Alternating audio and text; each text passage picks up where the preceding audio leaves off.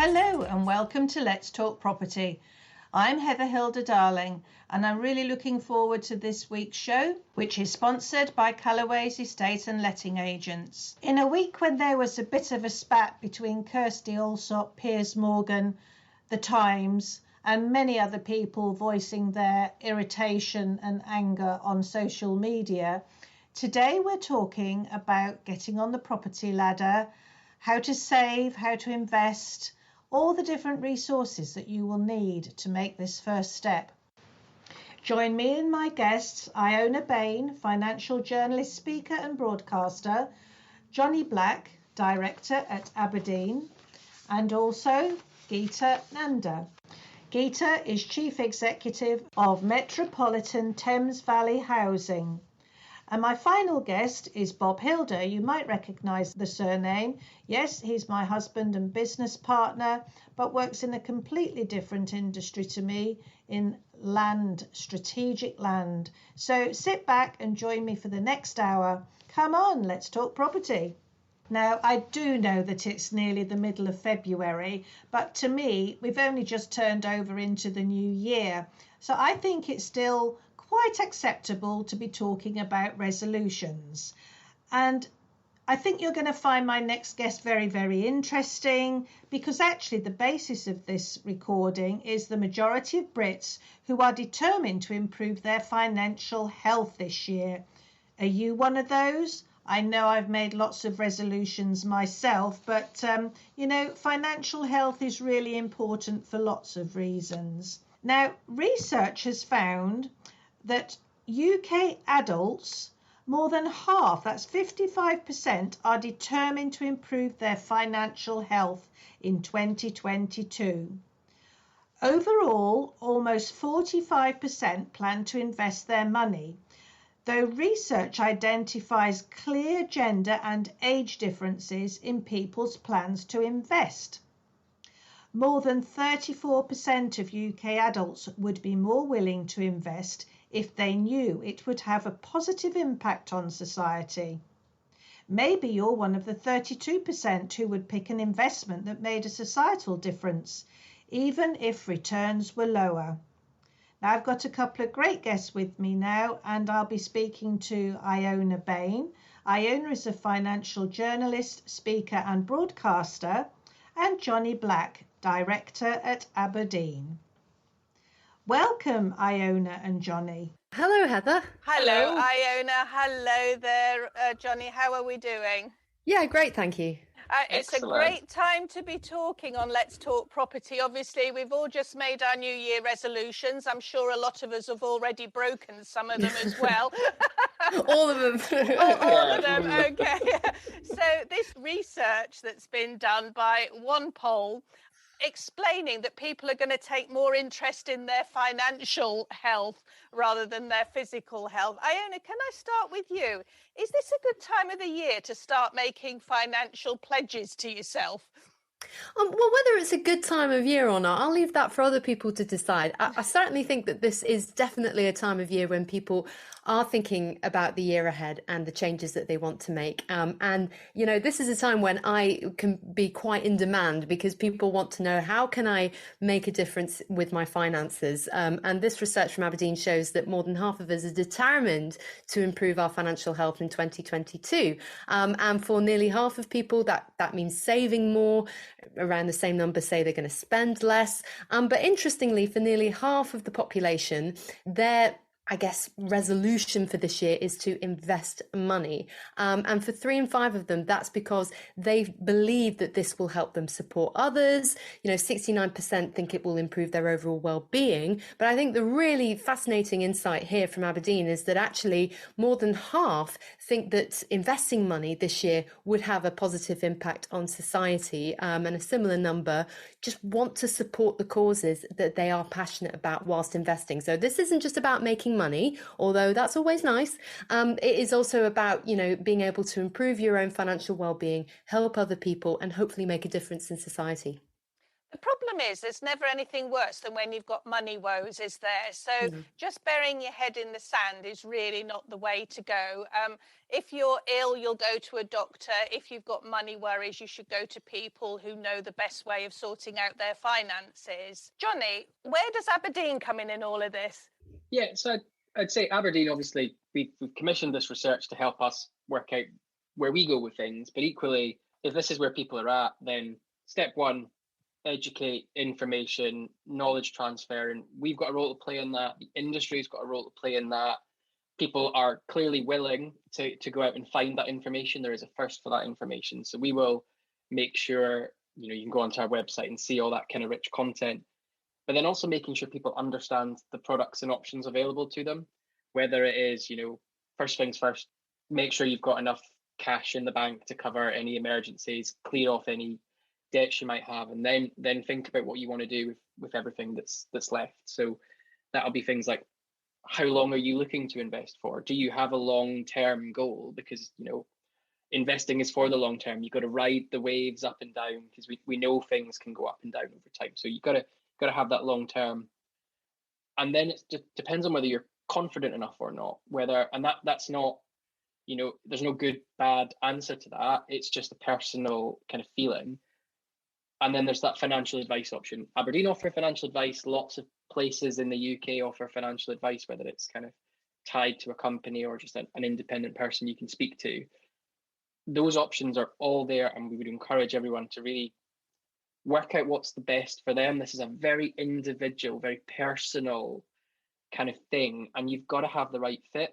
As you say, money woes are horrible to feel, and 69% of people in this survey think that by sorting out their financial health, they will improve their general health, their general wellness and well-being. You've got to feel comfortable in your decisions. So take the time to really work out. We've got lots of pieces of the puzzle, but you need to know which piece is the right piece for you. Correct.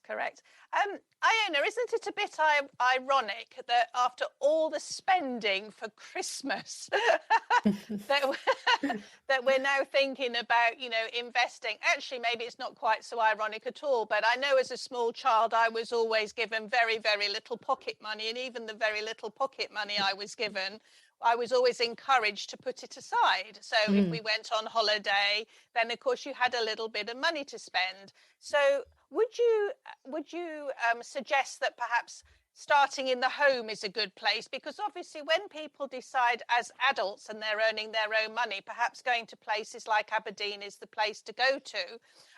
But in between times, parents can do an awful lot and schools can do an awful lot, because you did speak about educating people about finance and wealth.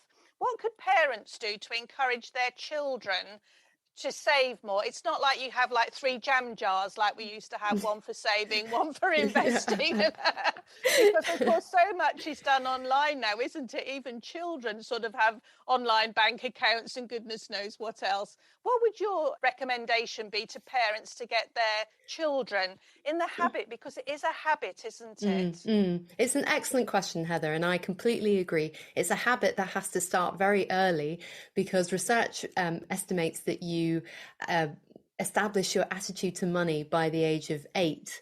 So that's quite scary, but it also points to the role that parents and schools can play in helping young people understand, as Jane Austen once wrote, once money is parted with, it can never return.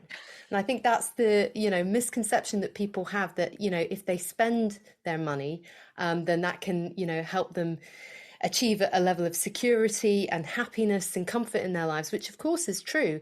But I think we do need to get that balance back. And to be fair, I think the younger generation are actually leading the way in this. So, Aberdeen's found that actually 69% of Gen Z, that's 18 to 24-year-olds, are really keen to start investing this year, compared to just 38% of folks aged over 45. So it's younger people who realise that actually you can't just live in the moment. You've got to think about the long term.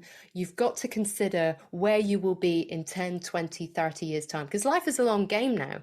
With life expectancy going up, you could be living into your 80s with a fair wind. And if that's the case, you've really got to think about how are you going to manage your money in a responsible way over the long term? But you've also got to think about how you're going to manage your money in a way that will benefit the planet. And you've got to be responsible in that way too. And again, the research does clearly show that young people are thinking not just about their own future, but about the future of the planet too. So that's really encouraging. And I think you hit the nail on the head where you said, spending is it's a feel-good factor, but actually spending on yourself almost with sort of the delayed gratification where you're spending by saving is an excellent mindset to get into as well. And I think you mentioned about people worrying about saving. Well, you can save as little or as much as you want. I mean, where would you suggest somebody starts, Johnny, if they haven't had a habit of saving? How would you advise somebody with a maybe on a minimum wage, doesn't think they can save, even the smallest amount that they could even think about putting away, which over time will start to obviously grow?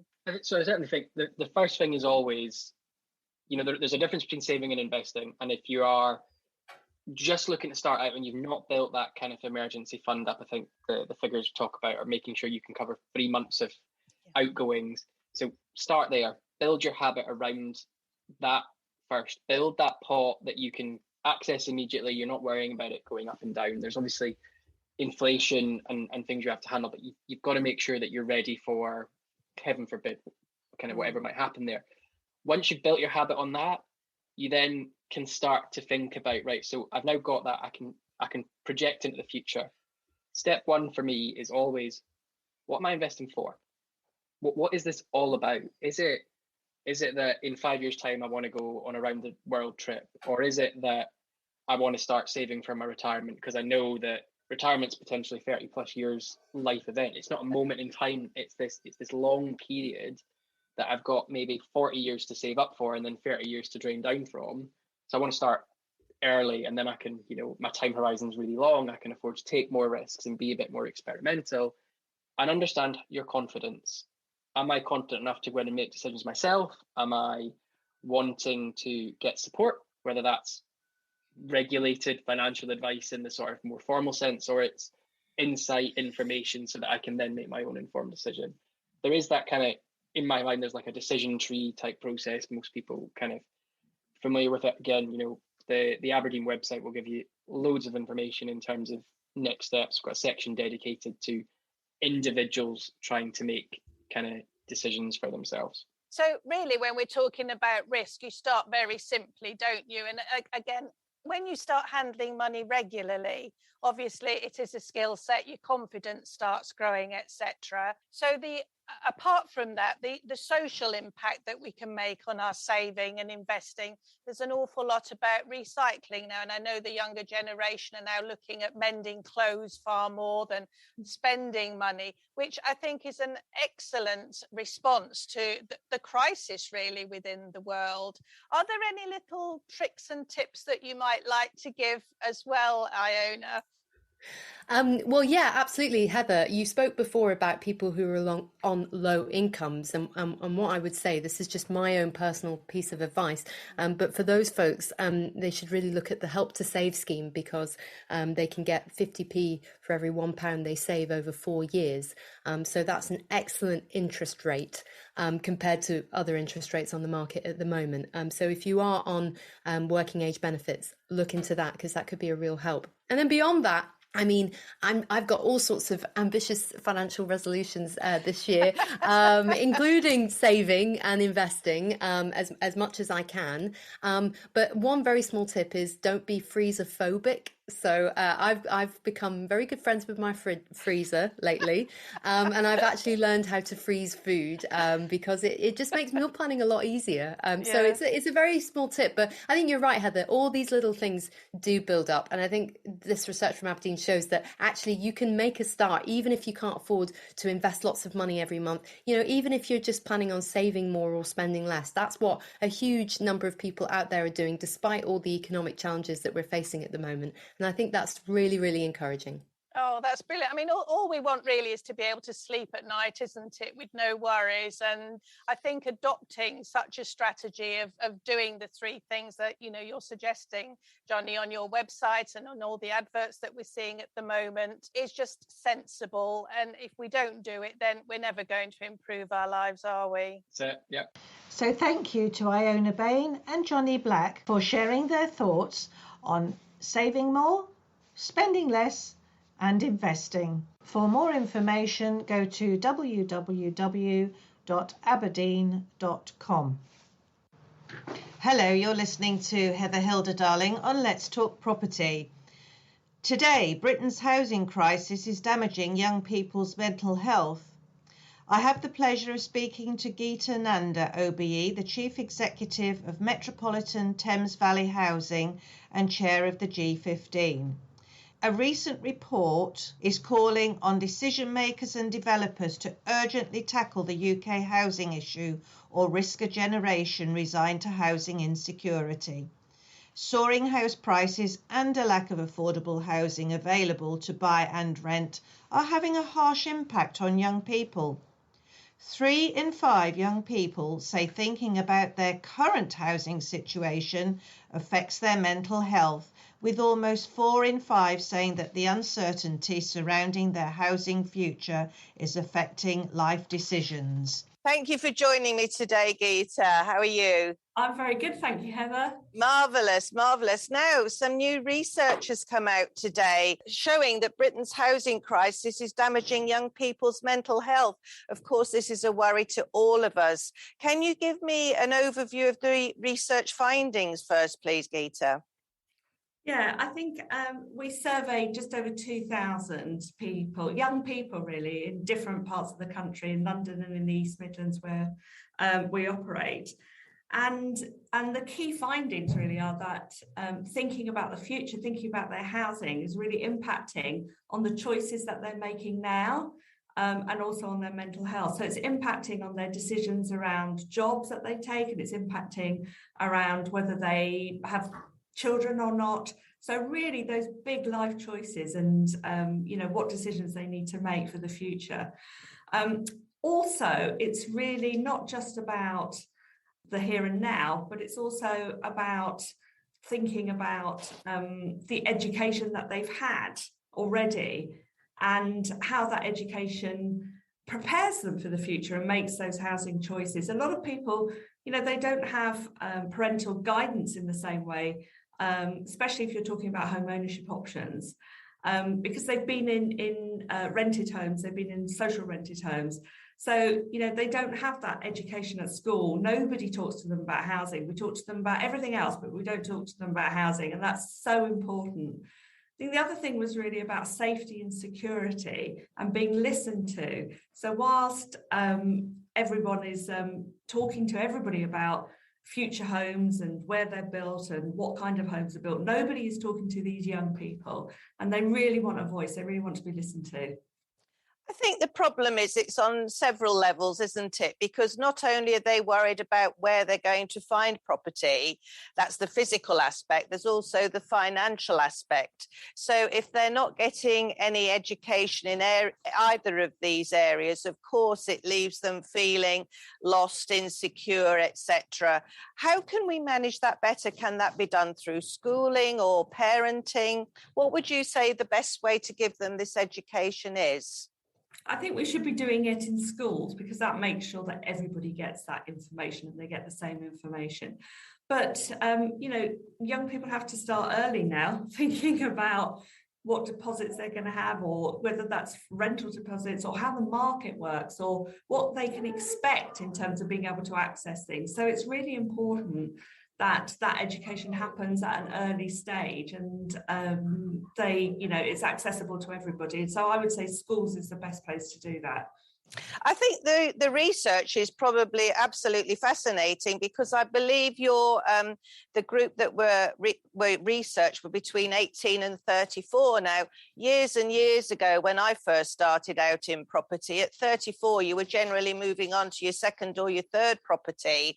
And of course, now a lot of young people can't even get onto their first step of the ladder until their mid-30s. So it is a genuine concern. Also, once you leave education, you used to think, oh, I'll have a gap year, I'll go traveling, I'll go to university afterwards, etc. Is there a change in the security issues they're feeling, that having to get on the property ladder comes first, rather than then doing perhaps throughout their career other things that are of more interest?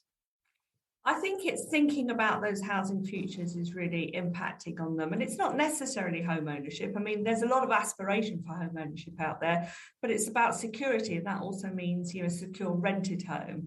And there is a huge shortage in affordable housing. There's a huge shortage in homes, particularly for young people, because how do they access that affordable rented home housing when it's in such short supply? So I think it's really about security, and obviously home ownership gives people a lot of security, but so does social rented homes. So we need both, because some people are never going to be able to afford to buy, but that doesn't mean that they shouldn't have that security to be able to settle down and to be able to get a job and have children. So they are making all sorts of decisions based on where they live and what they earn and what impacts they think it'll have on their future. Come aboard, sister. Radio Revo. So do you think part and parcel is understanding how the planning system works as well? I mean, clearly, if young people want to stay in their local area, and there's absolutely no possibility of building new homes in that new area, because obviously the local council has already got the numbers they really wanted to achieve. And obviously the time it takes for sometimes new sites to go through the planning system, all of that just compounds the problem, does it not? Absolutely, Heather, because a shortage is impacted by many things, and one of the things is the planning system and the delays in the planning system, but it's input into what type of homes and how affordable they're going to be and how they're designed, and making sure they have that sort of local voice, and absolutely right, understanding, how can their voice really impact on those planning decisions that are happening locally. It's confusing, isn't it? It's a confusing system. It's not sort of easy to navigate. So, real guidance on things like that are important too. But really, hats off to these young people who really want to get involved in the design, etc. I mean, I'm down in the south in Brighton and Hove, and obviously, we see a lot of new homes going up that are identical virtually. And yet now we're seeing a few more properties perhaps built with the concrete slabs and, more windows and letting light in, etc. Would these young people really like to play a bigger part in the design of the properties, maybe the size of the properties as well? Because we don't all need a standard sort of 850 square foot property. Some of us might just need a smaller place where we feel at home, and it's all about feeling at home, really, isn't it? Yeah, and I think if there were, solutions which were affordable to them, then people can make those choices. At the moment, they don't have that input, so they can't be involved in understanding what choices they have and how they can make those choices. But if you can listen to somebody and that directly impacts on the outcome, and it directly impacts on, what's available or how things are designed, then I think that would be really interesting to people. They want to play a part, they want to have their voice heard, they want, they're really involved in these communities. These are their communities. So, it's really important to them. Did you get any sort of feedback from them about how perhaps parents can help? We've spoken a lot over the previous years about the bank of mum and dad or the bank of grandparents. Were a lot of these young people expecting to fund their own purchases? I mean, that sort of age group, they want to be independent, going out with your hands out to mum and dad for money to buy a property is not always what you want to be doing. What was the feeling from any focus groups that you may have held or your research? Well, I think, Heather, the bank of mum and dad is spoken about a lot, isn't it, or the grandparents? But these are often families where there is no bank of mum or dad or, any carer, because there hasn't been an inheritance down. There is big inequalities that exist in our society. between those who rent and those who have assets. So, it's not even part of the dialogue. And that's, I think, links back a lot to the education, because if you don't have that as part of your dialogue, then you don't really understand how long is it going to take you to save up for a deposit if there is nobody to help you, let alone with thousands of pounds, with hundreds of pounds. What are the costs? How does it all work? What can you borrow if you earn a certain amount of money? What checks are done on you as individuals, and what does a credit history mean? All these sorts of things are really basic to a lot of people. They understand it, their parents talk to them about it, but a lot of these young people don't have that same experience, and that's why it's really important. And for those who don't have a bank and mum and dad, and that's a large number of people who've rented and lived in rental accommodation, they don't have that option at all.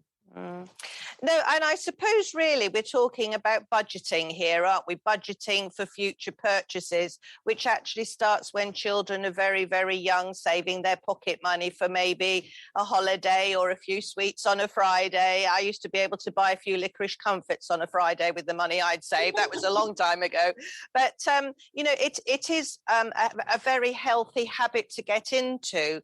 But if these young people don't know how much they have to save for, how long for, because even when interest rates were at 15%, I know there's a lot of headlines at the moment about interest rates.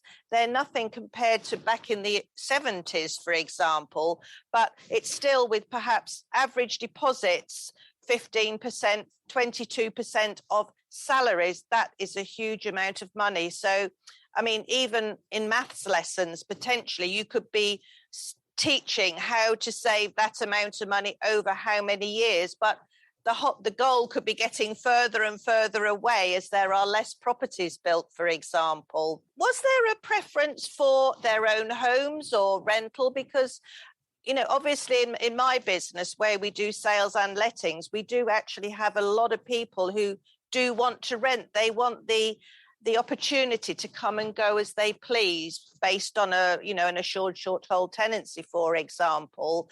Was there a preference for own housing or any kind of housing? I think the clear message was about security. So if people are renting, they know that they're not going to be kicked out, and because the property is going to be sold or whatever, that they have a secure rental agreement, and that gives you the security you need.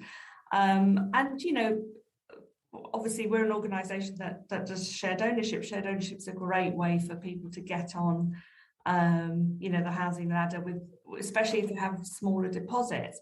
So that's part of the education, isn't it? You can own outright. Now that's a very big dream for a lot of people, and a lot of people need huge deposits and a lot of help in order to get there. But there are other options that are available, like shared ownership, which could help people who have much smaller deposits, but have the income to start looking to afford a home and do it that way. So understanding the different options and making sure it's the security. You're going to want different things at different parts of your life, but you also want to make sure you have a future and you're thinking about the future, and that security helps you settle in those other decisions that you need to make. Yes, that's absolutely true. So finally, just to finish, what would your top tip be for those 18 to 34-year-olds who feel that their mental health is suffering because of this lack of security for housing? How could you persuade them that all is not lost? Well, I think it's about hope for the future. There always has to be hope for the future, doesn't there? In terms of, we're coming out of a very difficult time where lots of people have had stresses and strains. So really it's about, keep that hope for the future and, learn about the options that are available and seek help and assurance as well, because there is help and assurance out there, and, all is not lost. Lovely. Thanks for joining me today, Geeta. Lovely speaking to you. Thank you to my guest, Geeta Nanda, Chief Executive of Metropolitan Thames Valley Housing and Chair of the G15. If you've just joined me, I'm Heather Hilda Darling, and this is my Let's Talk Property show. My last guest coming up is Bob Hilda. Let's hear what Bob has to say about his attitude to money, spending and saving. Okay, so my last guest today is Bob Hilder. Some of you may have heard me talking about him as Mr. H. Actually, yes, we are partners in business, and we're also husband and wife running a couple of businesses, actually. And I'm really pleased to have you on Let's Talk Property today, Bob, because you really are a property person. Is that correct? Absolutely. Yes. So now you've been running Land and Brand New Homes since 1991. But first of all, I'd like to hear, what did your parents teach you about money? It was really quite interesting. Dad always said to me, when you spend 99p and earned £1, you're happy. Spend £1 and a penny and you've got a problem. And I've lived with that all my life. You just try not to keep within your limits.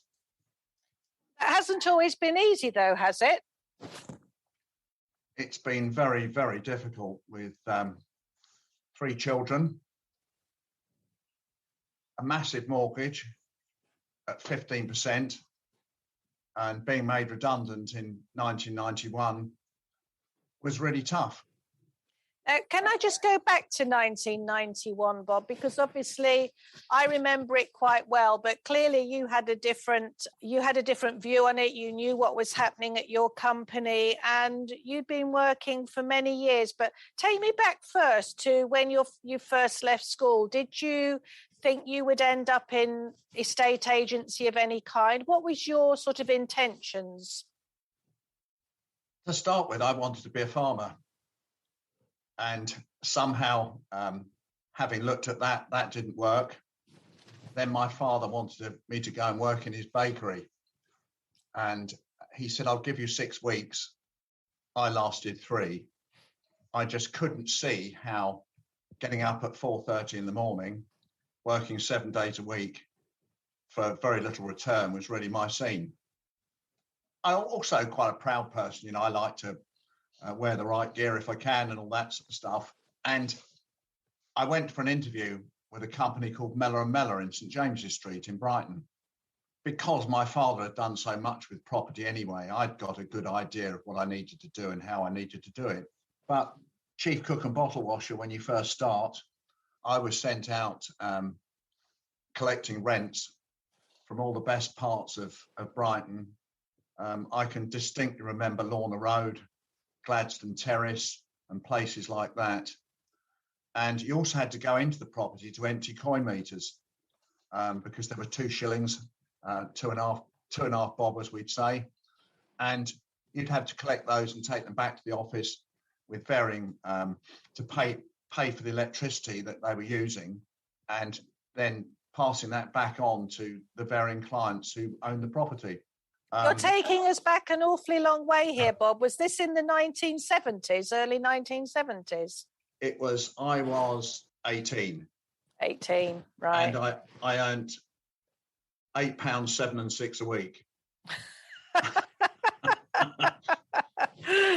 that go very far, though, Bob? Oh, absolutely.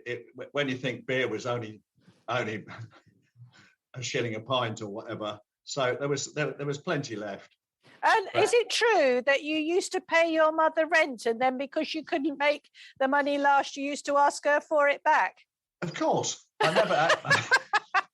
So that was the good old bank of mum and dad in those days, was it? We never actually paid rent. We paid it on a Monday and it back on a Friday. So, I mean, did anybody in your early days talk to you about the concept of saving, investing and spending? It sounds to me as though it was all spend rather than the other two, spend and... Well, I think as a young guy, you're spending to the nth degree all the time. But I never left myself too short because I always knew that I could always get some money back from mum if I needed it. Oh dear. So you decided not to be a farmer, you decided not to be a baker, and you ended up in property with Mellor & Mellor. What was your next step from there? Well, I couldn't see how I could really move a single office on and earn the sort of money that I perceived to have needed. And I went and joined a company in Lewis, and I got there. I suppose I was late 19, early 20s. So what I did was I used to take on everyone that came in the door. You worked very, very hard. And the manager, because I was doing so much more than he was, in the end left. And I ran this particular office at 21, 22. That was their head office. And I used to go and see the accounts man once a fortnight to make sure that I knew what the income was and what the outgoings were. It really gave me an excellent grounding on exactly how things work, how business works, and how an overhead is.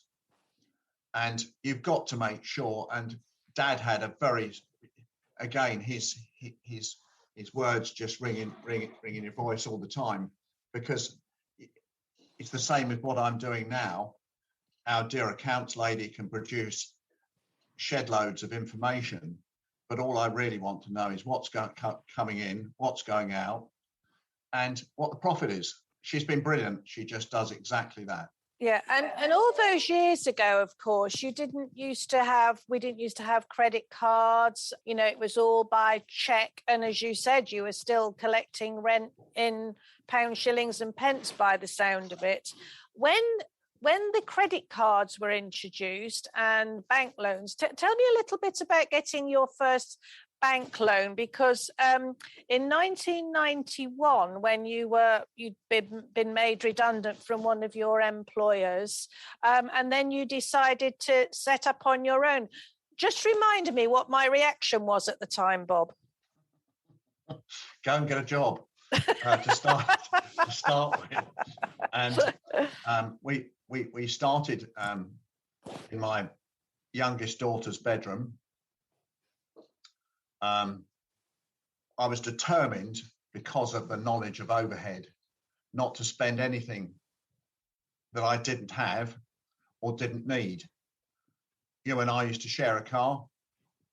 I used to cycle down the town to where you were working to pick up my faxes.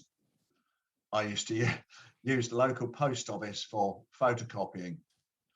And you didn't even have a mobile phone in those days, did you? Well, the mobile phone that I had was like a brick, and the battery pack, you needed to be a muscle man to hold it. It used to run out of battery and service very quickly.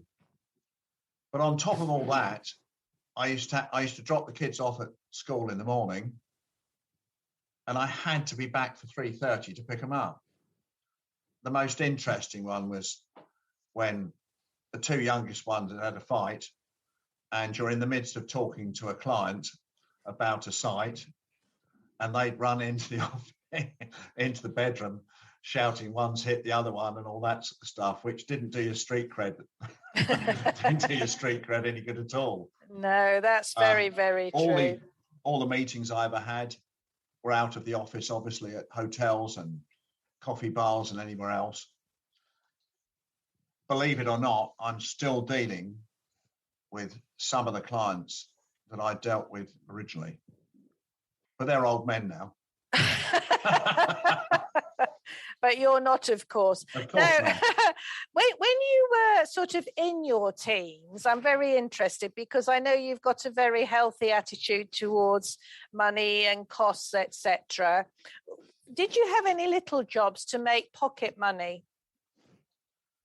Well, of course. I started at the age of 12 doing a paper round in Rottingdean.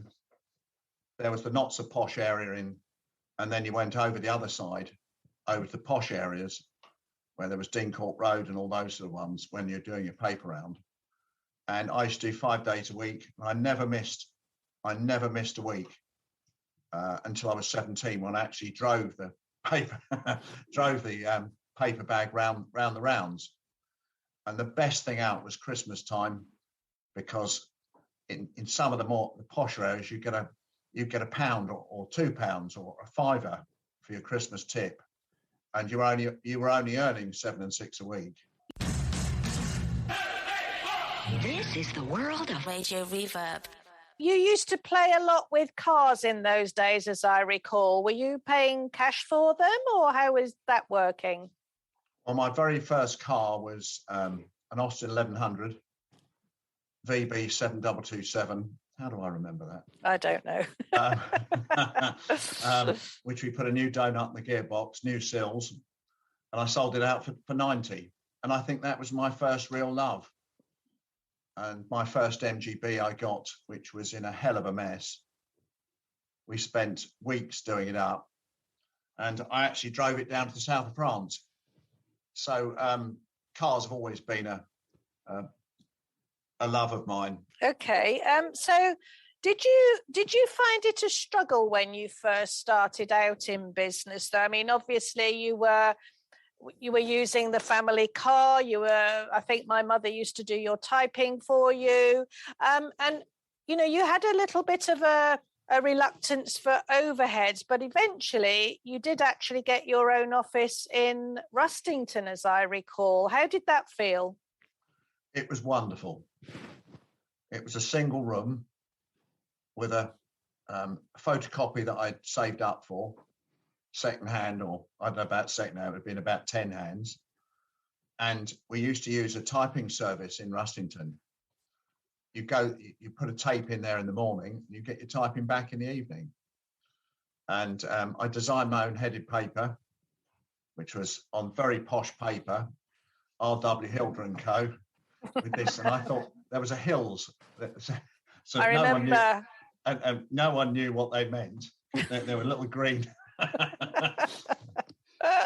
Then we went from there to a two-roomed office. Yeah. And then we went across the road and bought a house and converted it into our offices, put an extension on it and all sorts. Yes, we did indeed. I'd forgotten all about that, actually. So we were in Rustington for quite a long time. And by then, you were doing very well. You'd bought land for developers. You were beginning to feel possibly more comfortable because we'd had some really scary times with mortgage rates and not having enough money to pay the mortgage, etc. And they really were, very, very scary times, not knowing when the 15% were going to disappear. Obviously, 3 children. I think we had 2 dogs and loads of puppies at the time as well, a massive mortgage. I was working part-time. So I suppose really it spurred you on again to think about what the business was going to look like. And from there, you were beginning to branch out, covering different counties, building up a client base and working on strategic land sites, were you not? That's it. But the greatest thing was my wife having this urge for marketing, which at the time I never believed in. No, Bob, you still don't believe in marketing, let's be honest. And suddenly this brochure arrives with case studies, and the computer I had to learn to use, and I had to give away my card index box, which I thought was the greatest things. And there was that rolling thing, wasn't there? The Rolodex. That's it, the Rolodex. Yeah, I had to give away that too. Yeah. In fact, I think you walked in the office one day and threw them in the bin. I'm sure I wouldn't have done that.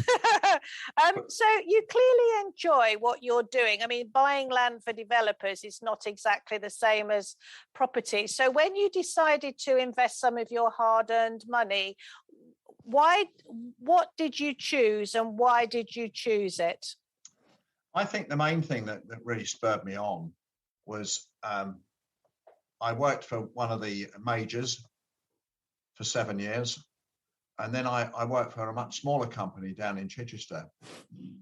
And I think the thing which really got to me, we bought a site and we were approached by another developer, and I made my boss a small fortune. And I was expecting at least a little bit out of that. And I was given a bottle of champagne, which I thought was pretty poor. And because of this, because of what I'd done, because coming up to 1991, we were selling off all the company silver. In other words, all the sites that we bought, I was selling off to keep the company afloat and making a profit on each of them. And when I was finally made redundant, of course, a lot of the information that I got then, I transferred into our own business. So we did have a bit of a kickstart, but I was just so determined never to work for anyone else again. And as you've probably said before, I'm unemployable. One of the first board meetings I went into one of the majors was really quite interesting because at the pinnacle of a business is land, as far as developer is concerned. The board meeting goes on all day, and they were talking about the colour of a brick or the colour of a handle or whatever. And when I came out of the board meeting, I just said to them, I'm really not into, I said it in a different way, obviously. I said, I'm really not very interested in all that. I want land to start, and then I'm going to leave the board meeting. And they did allow me to do that, which was highly unusual. When you started out in land, how long was it before you got your first paycheck? Can you remember? Precisely. It was almost exactly 2 years. 2 years without earning a bean. Without burning a bean. It was very, very tough, wasn't it? And yet I remember quite clearly when that first check came in and I wanted to spend it. And you said, no, we're going to buy a property.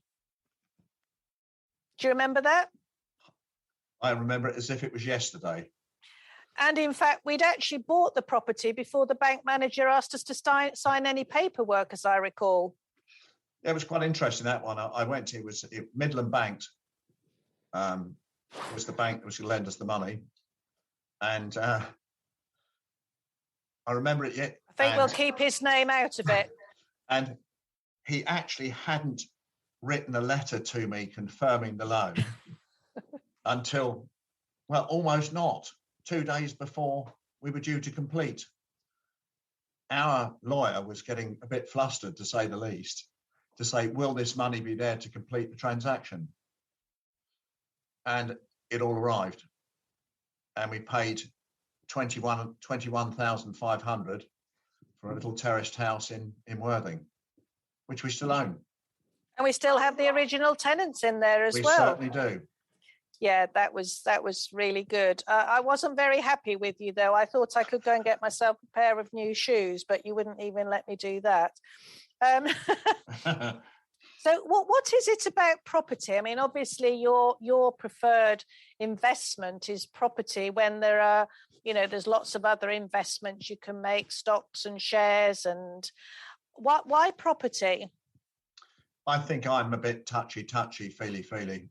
I like to put my hand on something that you actually own. Stocks and shares, I don't know enough about. You've got someone else's, there's someone else managing what you're doing, and I don't like that much. Mm-hmm. It was the same with a health insurance just recently, where I should never forget it. We've been paying 300 quid a month for I don't know how long. And suddenly they refused to pay out on something that my doctor said they should. And I'd have done better putting £300 a month in a building society. Mm-hmm. So when we hear that people are struggling nowadays to get their feet on the property ladder, nothing really has changed over the years. I know it sounds really quite weird that we paid, I think we paid 24,000 for our very first property in Goring all those years ago. We've moved lots of times. We've really had to think about what sort of property we were going to buy. We've always bought properties that needed to be refurbished and took a lot of time, very often having to call in contractors for work that we couldn't do. But we actually got quite proficient at wallpapering and grouting and tiling, didn't we? Absolutely.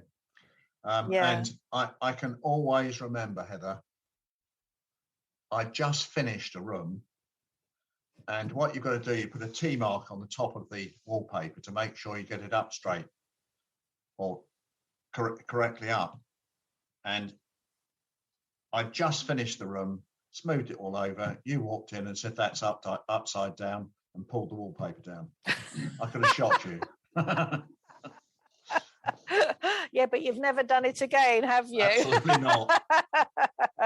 So just tell me, I mean, I really would like to hear more about your land buying in another show, but at the moment, you know, the rest of the show is all about saving money, investing, spending. What is your number one financial priority? I think you've got to look at your investments, that's in property, and make sure that the rent is producing a reasonable return as the capital outlay. And just so long as it is, and you know, there's, as far as the properties we own, because of what we paid for them all those years ago, you could not make a profit. The latest one we bought, which is 110-year-old cottage, which wanted a lot done to it, overboarding ceilings because they were lath and plaster, wiring, plumbing, heating, bathroom, kitchen.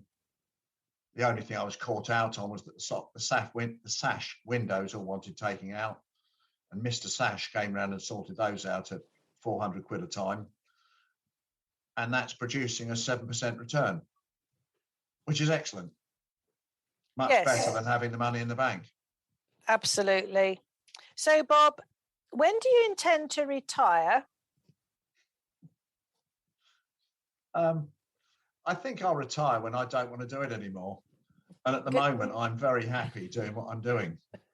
I think that's a good answer, actually. I think we've both been asked that question many times over the last sort of couple of years as we approach retirement age. And I think we're both waiting for the other one to say, I'm ready to retire now, but I don't think either of us are really. There's still so much to do in property. And obviously all the time the business is going well and you're enjoying what you're doing, then there is no reason to retire unless perhaps through ill health or something. But it's been wonderful hearing. I've actually learned quite a bit about you over the last half hour, Bob. But Heather, with land and developers, it's a very, very small industry. Although everyone thinks it's a massive industry, I know so many people within it, and they become more than acquaintances. And you know the people that won't let you down. There's the people that will tell you they'll do this when perhaps on another deal they wouldn't. And every single site is different too. There's always different issues. And you learn so much about certain issues which may not have occurred before. And that's what rocks your boat. I suppose really you moved from being a high street agent to being a land strategic buyer, just through curiosity and opportunity as well. So do you think it's worked out well? Oh yes. And I was with a client only yesterday. She owns a site of 60 acres. And yet she uses certain language when she doesn't like something, which just creases me up. She's just wonderful. So, and that's what it's all about. So the land industry is full of personalities. That's absolutely brilliant. Thank you so much for talking to me, Bob. Would you believe Bob and I share an office in Worthing, where our headquarters is located, and obviously we don't talk that much because I didn't know half of what he was telling me about there. But again, land buying is quite a different topic to estate agency, what I do in sales and lettings. But the great thing is Bob's had many, many years prior to becoming a land buyer that he comes up with some brilliant ideas sometimes about how things should be done, could be done, how to sort out clients' issues, where to go for resources, etc. So in actual fact, it all works very, very well. And, you know, being married partners, business partners. A lot of people say, well, how on earth do you work together? Actually, it's worked very, very well. As Bob was saying, we've worked together now since he started the business in 1991. I was doing a business degree at the time and joined him a couple of years later. And that's really where we put the processes in place. Got ourselves a website and did all the things now that means that we're still carrying on in a very exciting industry, actually. And of course, there's always a need for residential land. So I do feel sorry for today's younger people who feel as though it's an uphill struggle to get on the property ladder. But you will have heard from Bob, it wasn't easy back then, it's not easy now. The best thing is to talk to people in the know who can advise you where to go for really good, solid advice. You heard Bob explain about overheads, costs, saving money, only spending money when you need to do.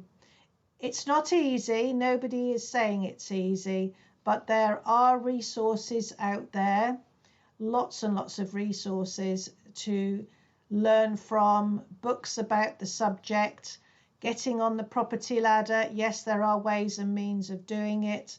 So please don't lose hope. If you've got any questions, please do email me. I'm heather@callaways.co.uk. I have a great team working with me who can help you, point you in the right direction for the right answers. And we're all property people and we do understand why it's so difficult. I'm Heather Hilda Darling and I'm going to say cheerio for now. Thank you for joining me. It's been an absolute pleasure again. And I'll be with you again soon on Radio Reverb 97.2 FM and DAB.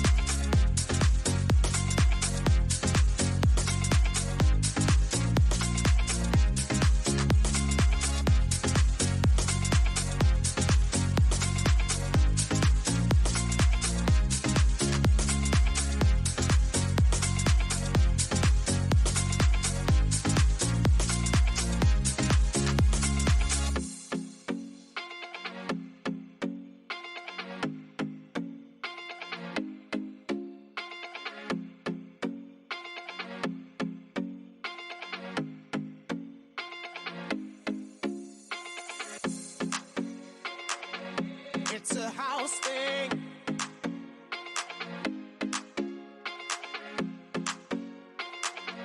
It's a house thing.